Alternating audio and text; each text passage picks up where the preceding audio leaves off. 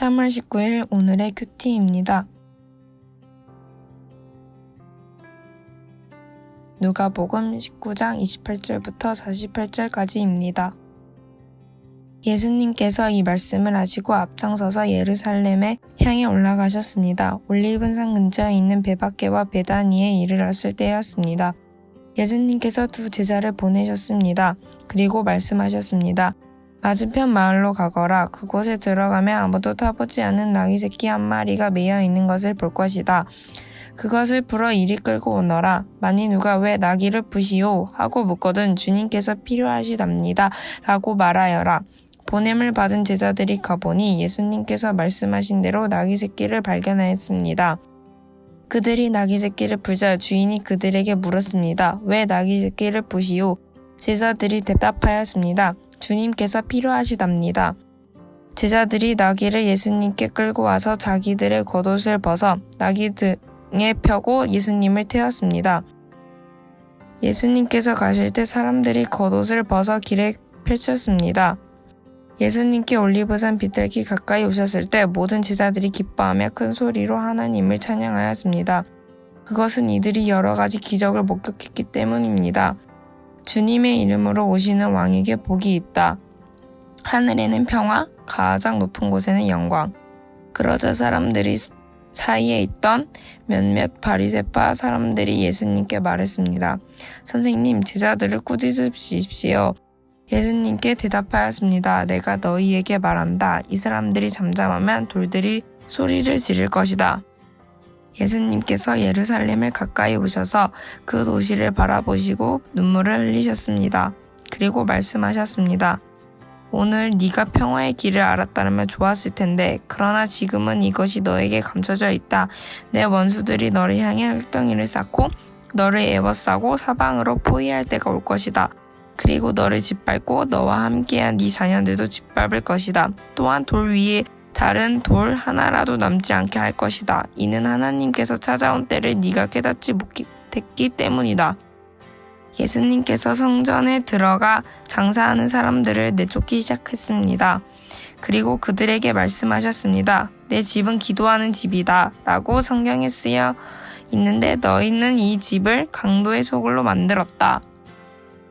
예수님께서 날마다 성전에서 가르치셨습니다. 그러자 대제사장들과 율법학자들 그리고 백성의 지도자들이 예수님을 죽이려고 하였습니다. 그러나 모든 백성들이 예수님의 열심히 듣고 있었으므로 예수님을 죽일 방법을 찾을 수 없었습니다. 이해하기.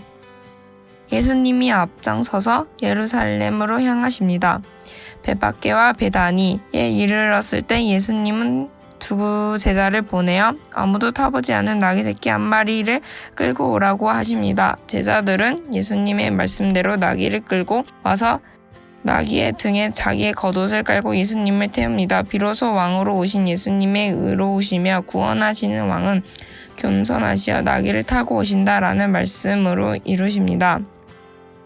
예수님은 사람들의 환호와 바리새파의 사람의 방해를 모두 받으시고 예루살렘 가까이에 도착하십니다. 하지만 예수님을 구주로 인정하지 않은 예루살렘에는 전쟁과 멸망만 기다리고 있을 뿐입니다. 예수님은 안타까운 마음에 울어버리십니다. 예수님이 예루살렘에 도착하여 성전을 살피십니다. 제사에 필요한 제물과 순례자에 위한 기념품을 파는 가게를 준비합니다. 성전에 기도 소리는 없고 흥정하는 소리만 가득합니다. 예수님은 성전 주변을 엎으시고 성전의 본질을 다시 알려주십니다.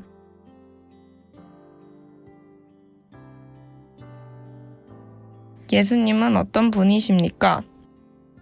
예수님은 모든 말씀을 이루기 위해 앞장서시는 분입니다. 나귀 새끼를 타고 예루살렘을 입성하는 것 또한 약속의 말씀을 이루기 위함이었습니다.